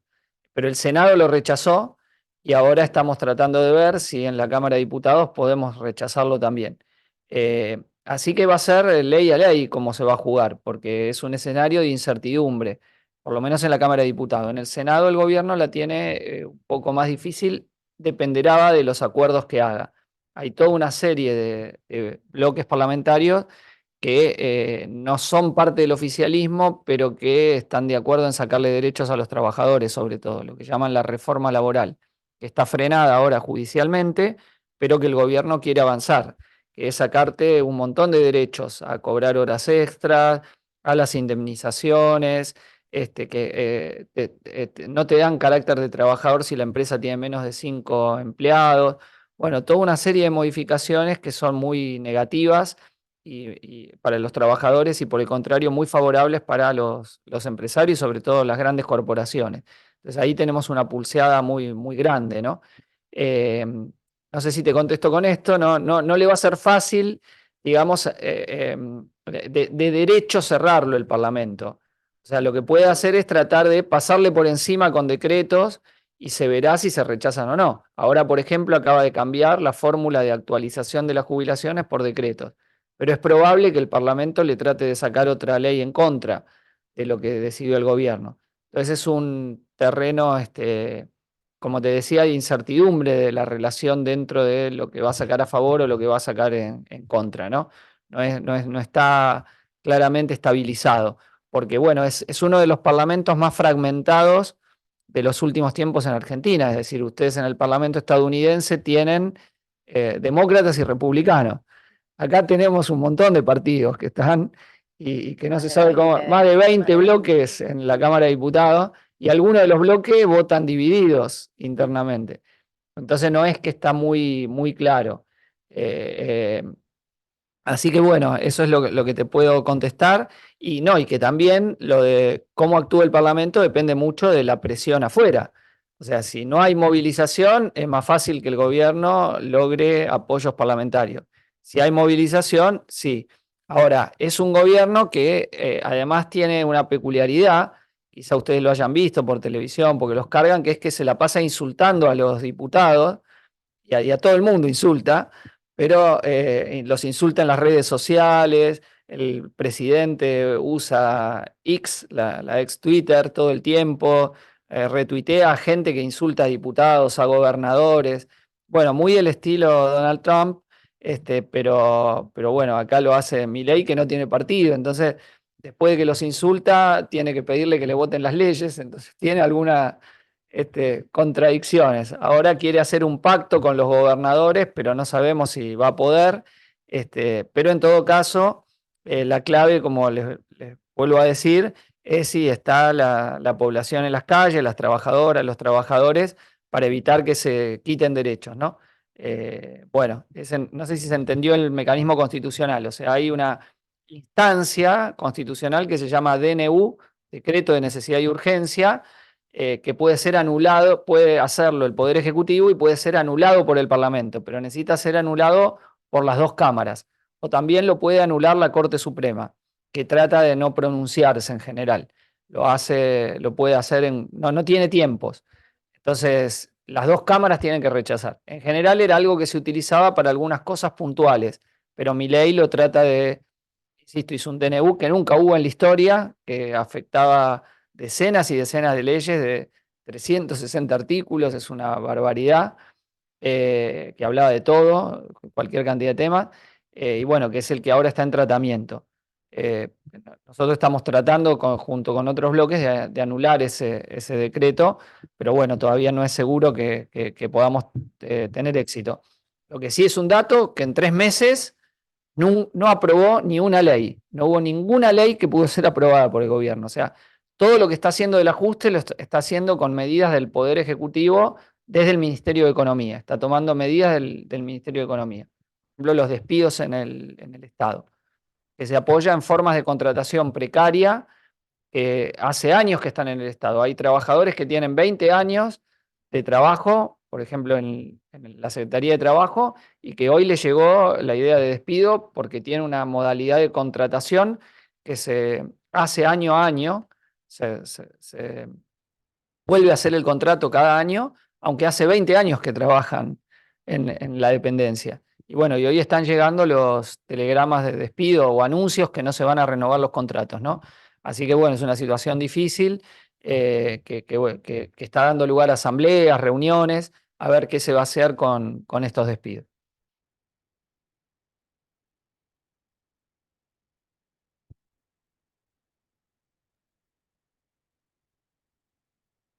Thank you very much. So our next question comes from Julia in Zoom. Thank you all for speaking. I am a member of Left Voice in Los Angeles. My question is that often workers are encouraged by their bureaucracy not to engage in politics, but to stick to bread and butter issues. However, we see with issues like abortion rights and Palestinian solidarity that workers, I think they mean workers are also addressing these questions. So how are you able to combat this idea that workers should only fight for bread and butter issues and not take up politics? And then Julia says, I also want to say it is inspiring how Trotskyists take up politics and class struggle at the same time. Thank you.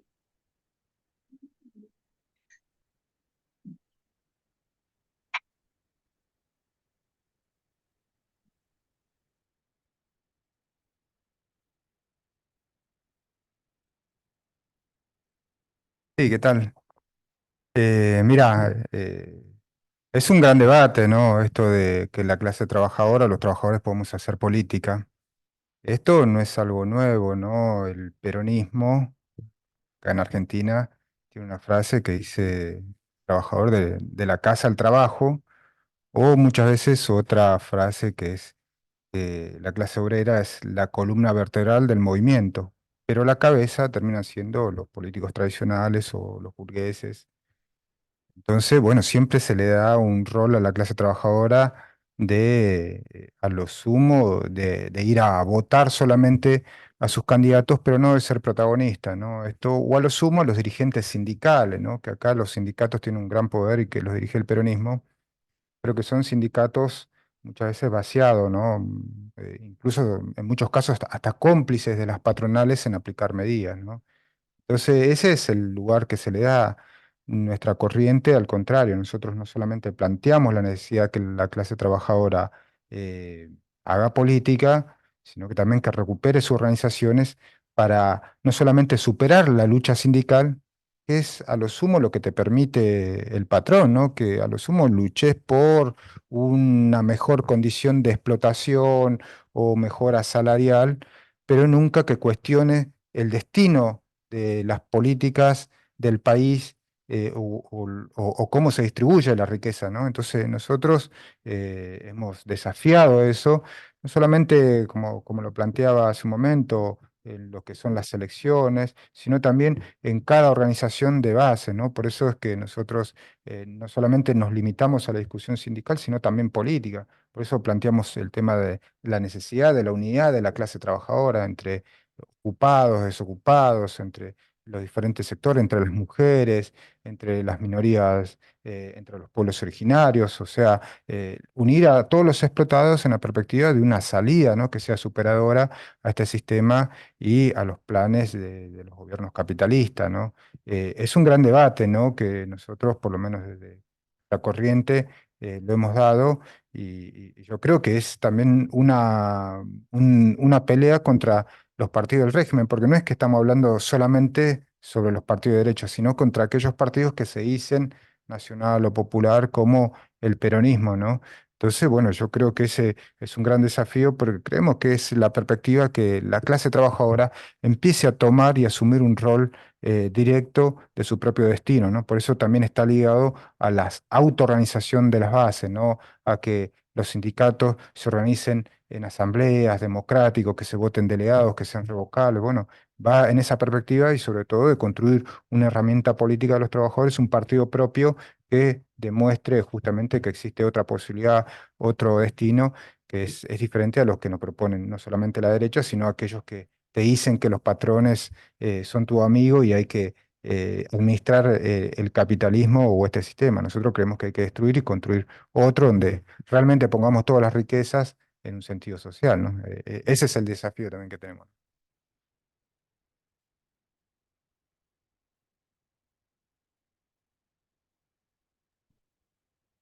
Thank you, Alejandro. So you mentioned the assemblies.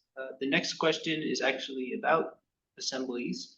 Comes from Leona from Left Voice. Can you talk about the assemblies that are forming in Argentina? I think it's an inspiring example of organizing from below.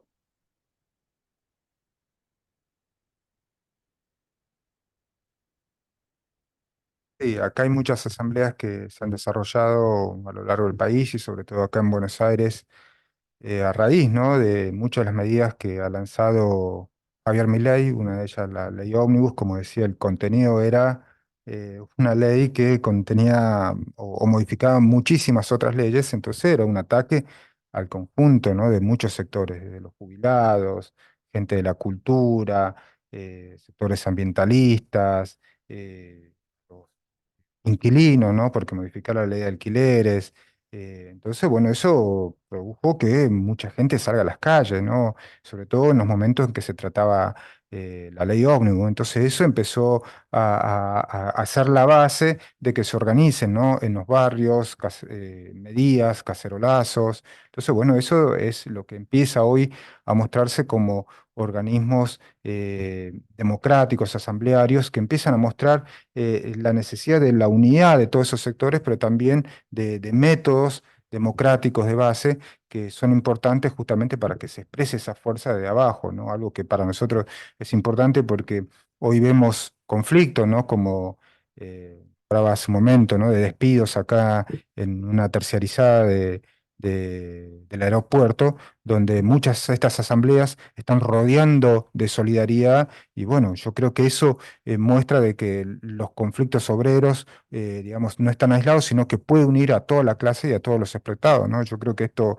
es algo que nosotros impulsamos, que se multipliquen en todo el país, porque lo que también han mostrado los sindicatos, manejados por el peronismo, es la división tajante, ¿no?, de sectores por rama, ocupados, contratados o desocupados, sino que estas asambleas, además, en la práctica plantean la unidad, ¿no?, de todos esos sectores explotados como una perspectiva a futuro de una salida, ¿no?, y de enfrentar el ajuste, ¿no? Y sobre todo son asambleas donde se discute muchísimo, ¿no?, cuál es la salida, los planes, el plan de lucha y la exigencia de las grandes centrales sindicales de un paro general y un plan de lucha, que es algo para nosotros central hoy en esta coyuntura, ¿no? Completando para que ustedes entiendan, cuando el 20 de diciembre el gobierno anunció anunció el DNU, a la noche en distintos barrios la gente bajó a la calle con cacerolas a cortar la calle y a protestar contra el DNU. Y entonces de ahí que surgieron grupos de WhatsApp de los vecinos que quedaron conectados. Y esa fue la base donde después surgieron las asambleas locales, donde, bueno, se juntan, se reúnen 120, 130, 150 personas, 60 en otro lado, 80 en otro, en cada localidad, y están coordinadas, se reúnen más o menos semanalmente y debaten y además buscan instancias de coordinación entre ellas. Cuando se trató la ley Ómnibus, que fueron muchos días, las asambleas votaron marchar hacia la puerta del Congreso y bueno, movilizaron y fueron un factor clave. Organizan grupos de seguridad, comisiones de mujeres, tratan de relacionarse con los sindicatos de salud, una posta de salud que cubrió. Y bueno, y eso son un fenómeno muy positivo, aunque todavía no enormemente masivo. Como yo les decía, entre las distintas asambleas que hay en todo el país se deben reunir así semanalmente unas 8 o 10 mil personas aproximadamente. Hay más en la ciudad de Buenos Aires, en la periferia de la ciudad, en Córdoba, en Rosario, en algunos otros lados. Y bueno, y tiene estos son por ahora las asambleas, que muchas tratan de ligarse a los conflictos de los trabajadores, como decía Alejandro, y a otras instancias de movilización. Si se masificasen, bueno, sería muy positivo. Hoy por ahora es muy importante que estén porque alientan la movilización, la lucha, la organización, usando las redes también, por eso decía que hay grupos de WhatsApp donde se conecta la asamblea, pero también la relación personal, o sea, hacen asambleas todas las semanas en alguna plaza, en alguna esquina, en algún lugar, la asamblea se reúne. Y bueno, y si aumenta la luz, se va a quejar a la empresa que tiene el servicio de electricidad, si hay despidos en algún lado, se va a protestar. Esa es un poco la mecánica que tienen las asambleas, y bueno, y se está preparando un encuentro que quizás sea el 1 de mayo de los distintos sectores, de trabajadores, de asambleas, de movimientos de desocupados, lo que acá se llama movimientos piqueteros, que bueno, que está viéndose si se hace un encuentro nacional de todos esos sectores. Esto hay una reunión la semana que viene para definirlo, pero bueno, es parte de la perspectiva que hay. No sé si más o menos les queda claro lo que son las asambleas cuando hablamos de las asambleas.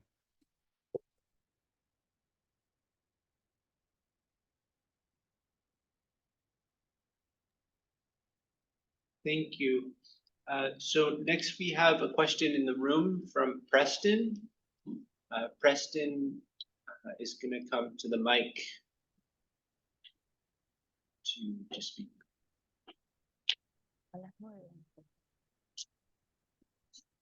Can you hear me? Sí, yes. Okay. I just had a question about wondering what some short-term goals or steps that the Socialist Party or the Socialist Workers Party in Argentina is going to make to help combat the repressive government of Milei, and if there's some advice for what a movement in the United States could look like to kind of combat like the hard right or the far right as it continues to develop in the United States. And actually, I might add to that with the question from Eris. Not sure if I'm pronouncing that right. In the chat, Eris says, I want to hear more about the strategy and the tactics of the resistance in Argentina, and also more about the short-term goals and the long-term goals. And in addition, how does the movement manage differences within the movement with respect to goals and strategic disagreements, perhaps? So I combine those two questions because I think they overlap.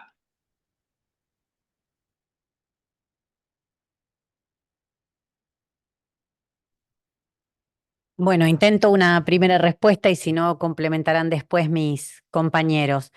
Creo que la manera de enfrentar a la derecha, la experiencia que tenemos en Argentina, es con la movilización, con la organización y con la lucha popular.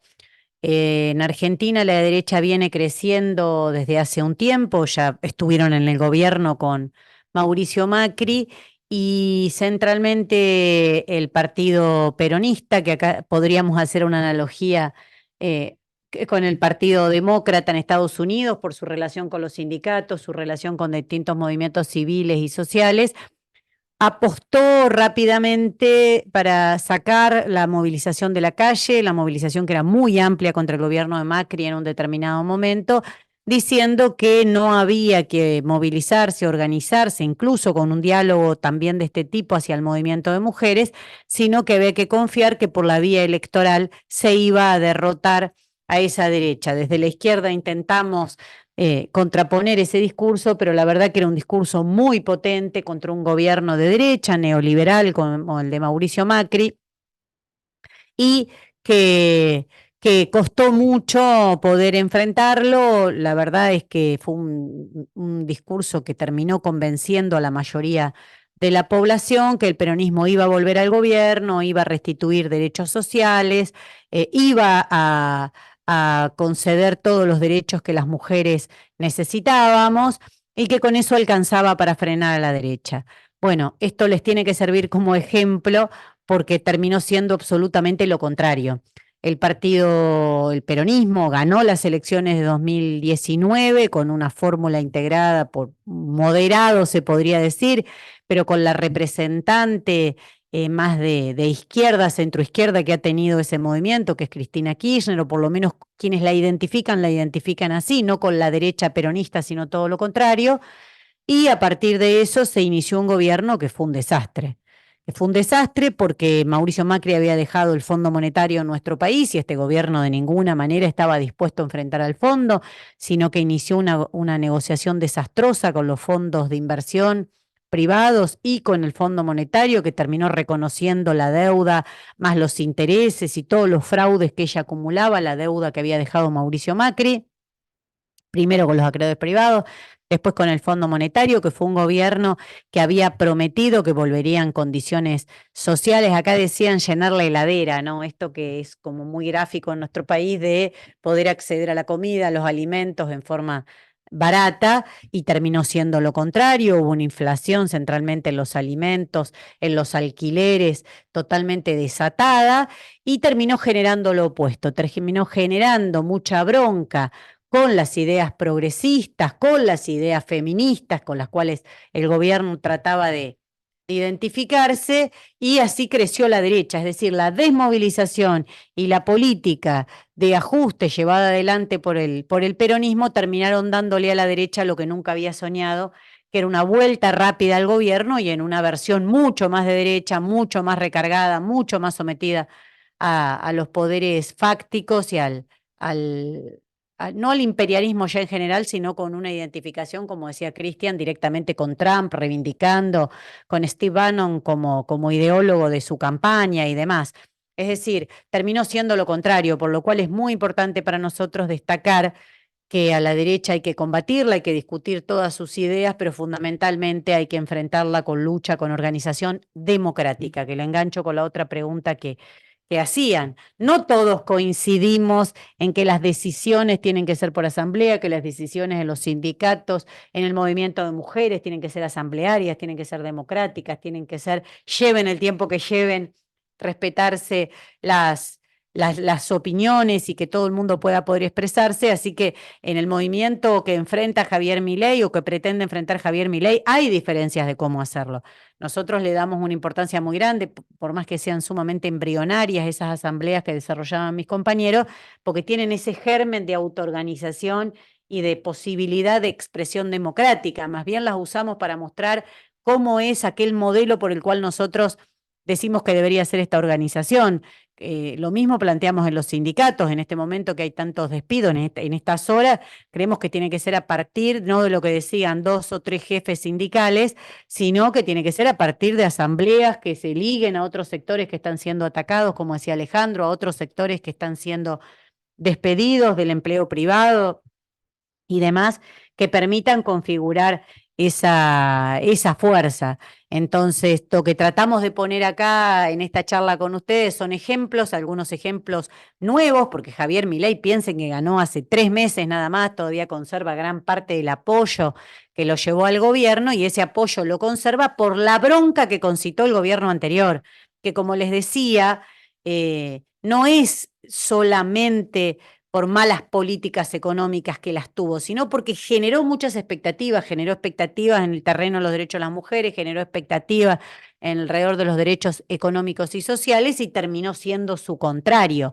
Y el candidato que llevaron a las últimas elecciones para enfrentar a Javier Milei era el ministro de Economía, es decir, la cara visible de esas políticas de ajuste, que tal vez algunos sectores más acomodados de la sociedad o sectores medios no lo vivieron tanto, pero que los sectores populares, en los cuales hicimos una amplia campaña con Nicolás del Caño, nos decían permanentemente, pero ¿cómo voy a votar al ministro que es el que aplicó el ajuste, el ministro que anunciaba ya aumento de tarifas en los servicios públicos, que terminado convalidando el acuerdo con el fondo, es decir, un ministro muy, muy asociado a las peores políticas económicas que había tenido el gobierno del Frente de Todos? Pero por eso es tan importante tener en cuenta, cuando se generan expectativas, esas expectativas se incumplen, terminan también abriéndole paso a la derecha, porque esas expectativas las generaron haciendo uso de un discurso amigable con el feminismo, de un discurso amigable con los derechos humanos, y terminó generando la sociedad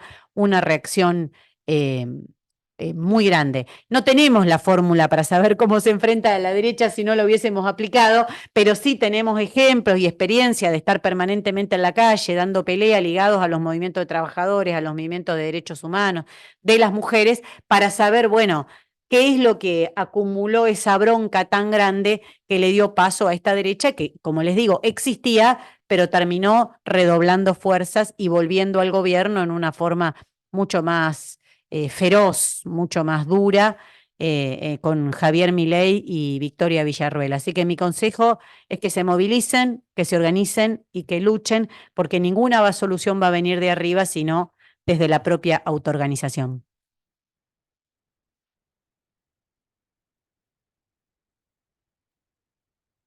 Thank you, Miriam. So we just have one question remaining, and then I think we will end. This comes from Blair, watching on Zoom. In such a time of crisis, how have organizations and the movement protected their members and cared for their members, especially in the aftermath of death threats and physical attacks?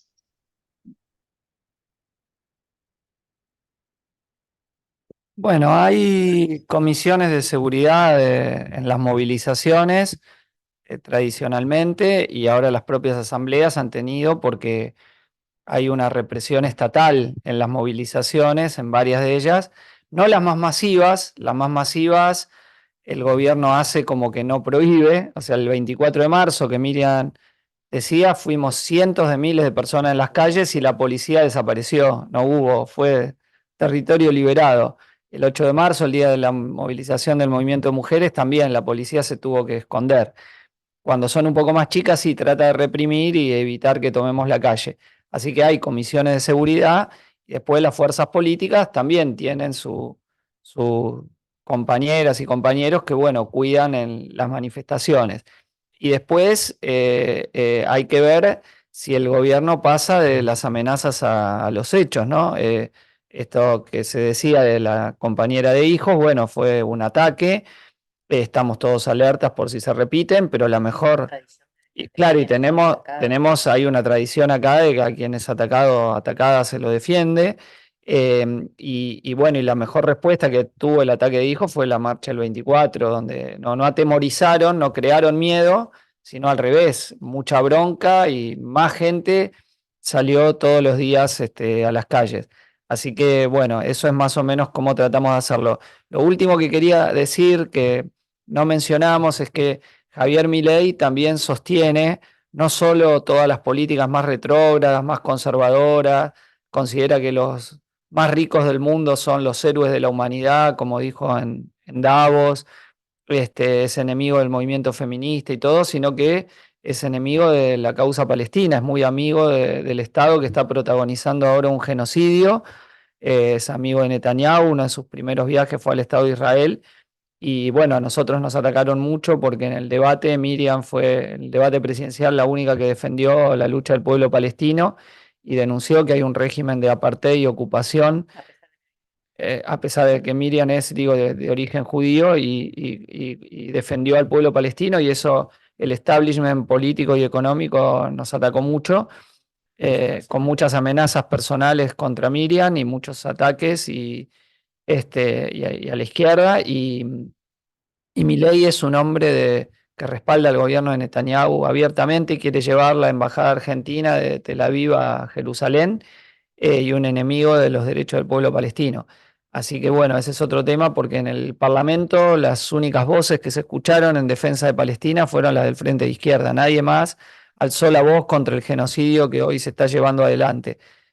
Bueno, quería mencionar esto también, que nos salió en toda la conversación, pero me parece importante. Nosotros como izquierda somos profundamente internacionalistas y solidarias y solidarios con las luchas de la clase trabajadora y los pueblos oprimidos en todo el mundo. Y bueno, esperamos que esto que les hemos comentado las y los ayude a las luchas que llevan ustedes adelante los Estados Unidos contra el racismo, por los derechos de las mujeres, por los derechos de la clase trabajadora, y en nuestro caso con un objetivo que es poder terminar con el imperialismo, el capitalismo y poder construir una sociedad socialista donde todas y todos podamos ser verdaderamente libres y no la mentira del uso de la palabra libertad que hace esta derecha como la que tenemos en Argentina, que es libertad para que nos exploten cada vez más y libertad para que los ultra ricos hagan lo que quieran mientras el pueblo apenas puede comer o ni siquiera, ¿no? Tiene que elegir entre si come al mediodía o come a la noche. Bueno, muchísimas gracias a todas y todos.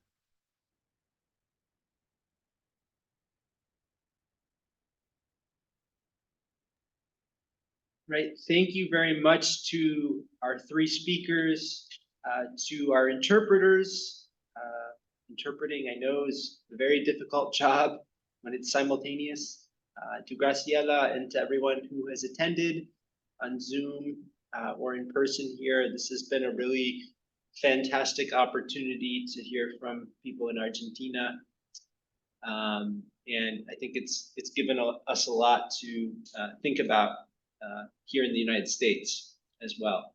So, Graciela, I don't know if you have any closing comments that you wish to make. Nada más agradecerles, to thank you everybody who came, especially those that made it in person. And thank you to the national reps that gave us their very valuable time to educate us in the struggles that unite us, are so important to us. Thank you.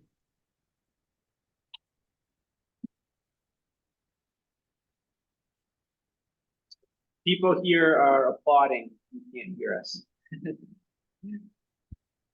Thank you very much, everyone. Have a nice night. Thank you. Goodbye. Bye. Gracias.